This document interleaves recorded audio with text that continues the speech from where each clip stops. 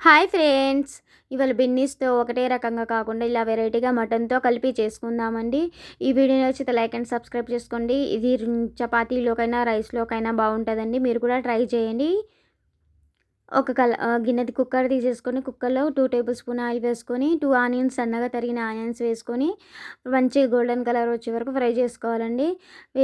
Fry చేసుకున్న తర్వాత అల్లం పేస్ట్ వేసుకోవాలండి. 2 టేబుల్ స్పూన్ అల్లం పేస్ట్ వేసుకొని మంచిగా ఫ్రై చేసుకోవాలి. అది కూడా పచ్చివాసన పోయే వరకు ఫ్రై చేసుకోవాలి. చేసుకున్న తర్వాత హాఫ్ టేబుల్ స్పూన్ పసుపు కూడా వేసుకోవాలి. వేసుకున్న తర్వాత కలిపేసుకొని మటన్ కూడా మంచిగా శుభ్రంగా కడుక్కున్న మటన్ కూడా దాంట్లో వేసుకోవాలి.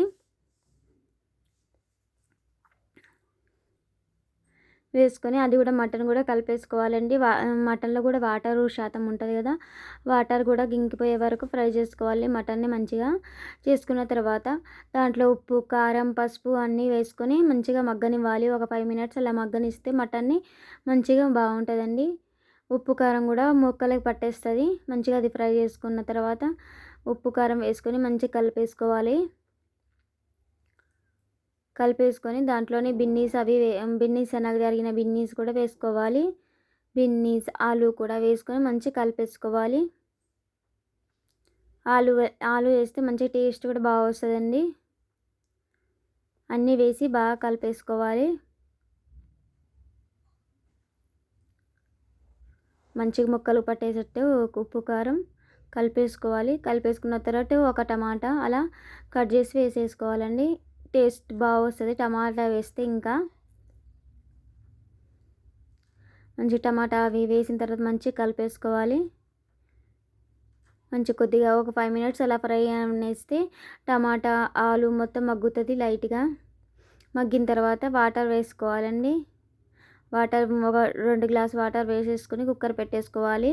కుక్కర్‌లో ఒక 2, 3 విజిల్స్ వచ్చే వరకు ఉడకనివ్వాలి. మటన్ వేసాం కాబట్టి 4, 5 వచ్చినా చాలండి. వచ్చిన తర్వాత కుక్కర్ తీసేసుకొని లైట్‌గా వాటర్ ఉంటాయి కదండీ! కొద్దిగా గ్రేవీ వచ్చే వరకు ఉడకనిస్తే చాలండి. మంచిగా కలిపేసుకొని అది లైట్‌గా వాటర్ ఉన్నాయి కదా! దగ్గరికి పడే వరకు ఉడకనివ్వాలి మంచిగా.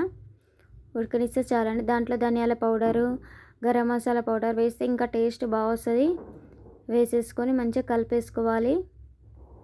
ఇది చపాతీలోకైనా బాగుంటుంది, రైస్‌లోకైనా బాగుంటుందండి టేస్ట్ అయితే. మటన్ వేసాం కాబట్టి బిన్నీస్‌కి ఇంకా టేస్ట్ బాగా వస్తుందండి. నూనె పైకి తేలే వరకు కొద్దిగా ఫ్రై చేసుకోవాలి, ఉడకనివ్వాలి. వాటర్ మొత్తం పోతే దగ్గరగా గ్రేవీ వచ్చేస్తుంది. కొద్దిగా కొత్తిమీర వేసుకొని కలిపేసుకోవాలండి. ఓ 5, 10 మినిట్స్ అలా మగ్గనిస్తే దగ్గరకి అవ్వనివ్వాలండి. మొత్తం గ్రేవీ మొత్తం దగ్గరకు అవుతుంది. మొత్తం ఆయిల్ పైకి తేలే వరకు ఉడకనిస్తే మంచిగా టేస్ట్ బాగా వస్తుంది.